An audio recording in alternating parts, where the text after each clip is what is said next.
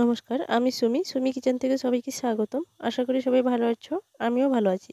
তো আজ আমি দারুণ একটা নাস্তার রেসিপি নিয়ে এসেছি। রেসিপিটা পুরো দেখার জন্য অনুরোধ করব। যদি ভালো লাগে লাইক, কমেন্ট, শেয়ার করে দেবেন। প্রথম আমি আটাটা মাখিয়ে নেওয়ার জন্য এরকম একটা পাত্র নিয়েছি।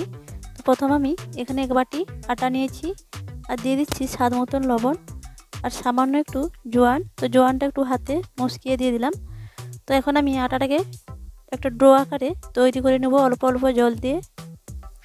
এই আটাটা আমি প্রত্যেক দিন যেরকম রুটিতে আটাটা মাখান সেই রকমভাবেই আমি আটাটা মাখিয়ে নিচ্ছি। তো দেখতেই পাচ্ছেন বন্ধুরা, আমি একটা ডো তৈরি করে নিয়েছি। আর এখন আমি একটা আলুর পুর বানিয়ে নেব। তার জন্য নিয়ে নিয়েছি একটা টমেটোর কুচি, লঙ্কার কুচি আর আদা কুচি। আর এখানে আমি কিছু গুঁড়ো মশলা নিয়েছি, জিরে গুঁড়ো, ধনে গুঁড়ো, লঙ্কার গুঁড়ো, হলুদ গুঁড়ো আর বিট লবণ, এমনি সাদা লবণ। তো এখন আলুর পুর বানানোর জন্য একটা কড়াই বসিয়ে দিয়েছি, দিয়ে দিচ্ছি তেল। আর আমি এখানে দুটো আলু সিদ্ধ করে ম্যাশ করে নিয়েছি। এখন আমি আলুর পুরটা বানানোর জন্য তেলটা গরম হয়ে গেছে, দিয়ে দিয়েছি আদা কুচি আর কাঁচা লঙ্কার কুচি। তো আদা আর লঙ্কাটা ভেজে নিয়েছি। এখন আমি দিয়ে দিচ্ছি টমেটোর কুচি। তো টমেটোটা কিছুক্ষণ ভেজে নেওয়ার পর গুঁড়ো মশলাগুলো দিয়ে দিচ্ছি। তো মশলাগুলো আমি এখন একটু ভালো করে ভেজে নিচ্ছি। তো ভেজে নেওয়ার পর দিয়ে দিচ্ছি সেদ্ধ করা আলুটা। তো আলুটা দেওয়ার পর মশলার সঙ্গে ভালো করে আলুটাকে ম্যাশ করে নিচ্ছি।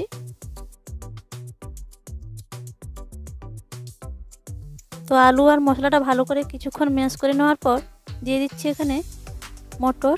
তো মটরগুলো আমি আলুর সঙ্গে সিদ্ধ করে নিয়েছিলাম। তো আলুর পুরটা আর কিছুক্ষণ কষিয়ে নিয়ে আমি নামিয়ে নিচ্ছি। তো এখন আমি যে ডোটা তৈরি করে রেখেছিলাম তার থেকে আমি দুটো লেচি কেটে নিচ্ছি।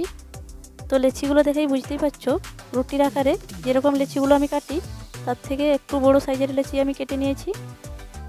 তো এখন আমি একটা লেচি নিয়ে দুপাশে আটা দিয়ে রুটির আকারে আমি বেলে নিচ্ছি।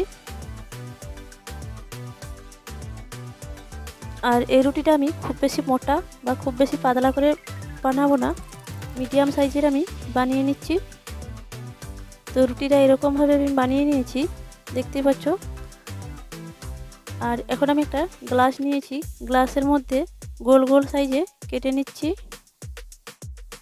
আর এখন একটা রুটিতে আমি 4টা সাইজে কেটে নিয়েছি। বাকি অংশটা আমি আস্তে আস্তে করে উঠিয়ে নিচ্ছি।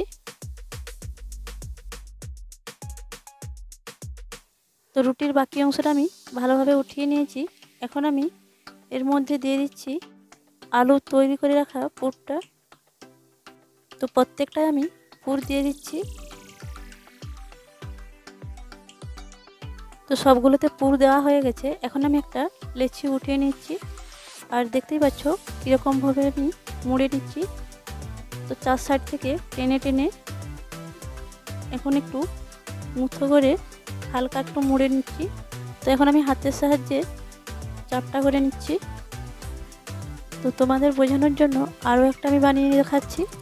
তো লেচিটা নেওয়ার পর লেচিটার 4 পাশ টেনে টেনে এখন আমি মুঠো করে দিচ্ছি একটু আঙুলের সাহায্যে চেপে। তো দেখেই বুঝতে পারছো যেরকম পদ্ধতিতে আমি বানিয়ে নিচ্ছি। তো তোমরাও একই রকম পদ্ধতিতে বানিয়ে নেবে। তো এইরকম আমি সবগুলো বানিয়ে নিচ্ছি।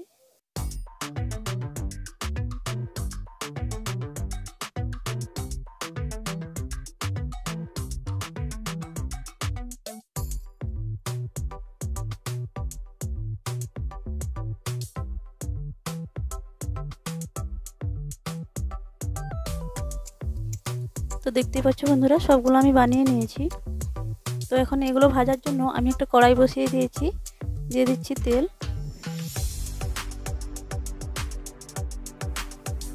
তো তেলটা এখন গরম হয়ে গেছে, একটা একটা করে ছেড়ে দিচ্ছি।